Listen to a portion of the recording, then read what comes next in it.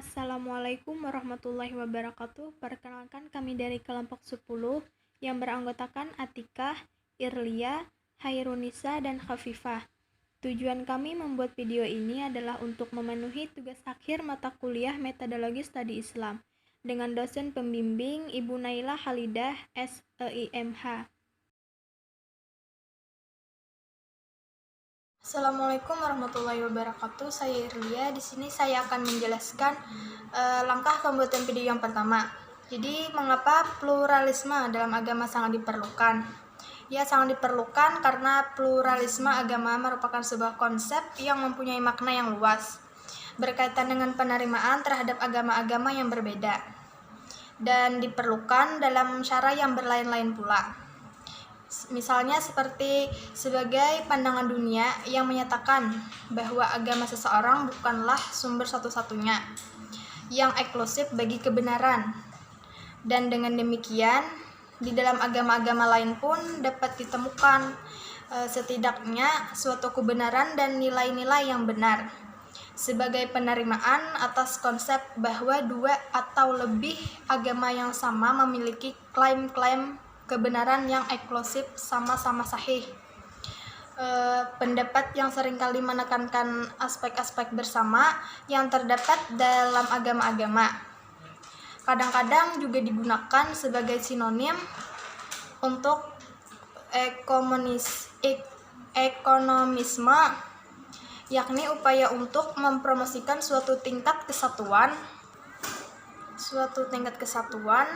kerjasama, dan pemahaman yang lebih baik antar agama-agama atau berbagai denominasi dalam suatu agama, dan sebagai sinonim untuk toleransi agama, yang merupakan persyaratan untuk konsistensi harmonis antara berbagai pemeluk agama ataupun denominasi yang berbeda-beda.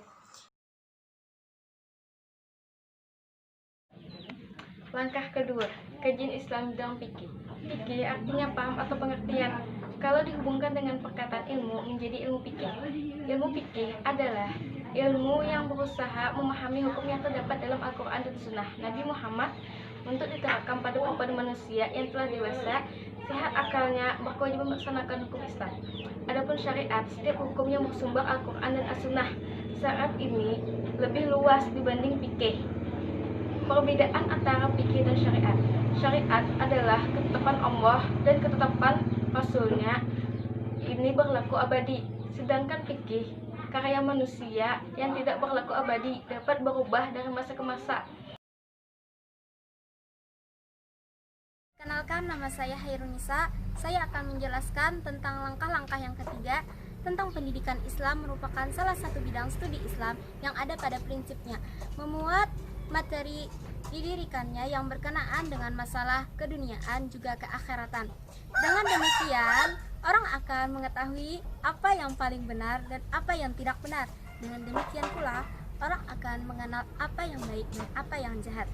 Tujuan pendidikan Islam adalah untuk menemukan kemampuan-kemampuan ilmiah setiap individu sehingga menjadi seorang warga negara yang baik, masyarakat yang harmonis, serta seorang masyarakat dan melaksanakan kewajiban sebagai seorang yang beragama.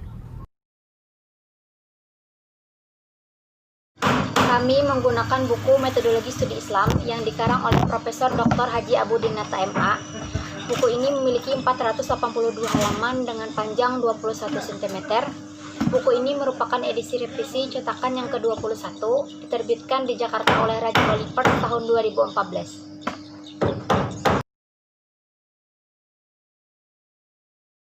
Kedudukan metodologi Islam sangatlah penting karena mempelajari agama tidak boleh asal-asalan dan harus mengetahui dasarnya atau pokoknya. Ia juga mempelajari kajian-kajian Islam secara mendalam. Bukan berarti ilmu pengetahuan tidak penting, karena setiap pengetahuan mempunyai dasar teori masing-masing. Kuliah pengantar studi Islam ini dimaksudkan untuk mengantarkan para mahasiswa mampu memahami Islam bukan secara normatif semata, melainkan menelaah Islam aktual secara kritis, objektif, dan sistematis.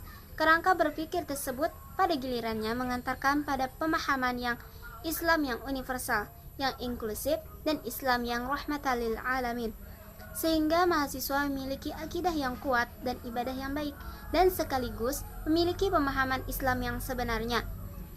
Mata kuliah ini memberikan wawasan kepada mahasiswa untuk melakukan kajian ilmu-ilmu keislaman dengan paradigma integratif, interkonektif, dengan pendekatan triangle yang mencakup 3 entitas atau hadlarah, yaitu hadlarah al-nas, hadlarah al-lim, dan hadlarah al-falsafah. Kedudukan metodologi studi Islam sangat berperan penting bagi ilmu lainnya, khususnya bagi para mahasiswa pengkaji tentang Islam. Dengan adanya metodologi ini, kita mampu mengetahui dasar tentang penjelasan dalam memahami agama dan berbagai macam hubungan agama dengan ilmu pengetahuan lain, baik ilmu sains, sosiologi, geografis, antropologi, dan lain-lain. Dengan ini, argumentasi dari kelompok kami, kedudukan metodologi Islam ini sangat berpengaruh dan berperan penting bagi ilmu-ilmu yang lain. Demikian penjelasan singkat dari kami kelompok 10. Terima kasih telah menonton. Salah hilaf mohon maaf. Wassalamualaikum warahmatullahi wabarakatuh.